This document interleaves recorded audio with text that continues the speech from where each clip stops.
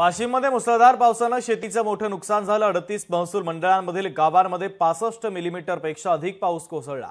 तब्बल 15,303 हेक्टर क्षेत्रावरील पेरणी केलेली पिकं वाहून गेली। त्यामुळे सर्वाधिक नुकसान हे रिसोड तालुक्यात झालेलं आहे। प्रशासनाच्या वतीने या नुकसानीचे पंचनामे सुरू आहेत। लवकरात लवकर या नुकसानीचा अंतिम अहवाल मदतीसाठी सरकारकडे पाठवला जाणार आहे।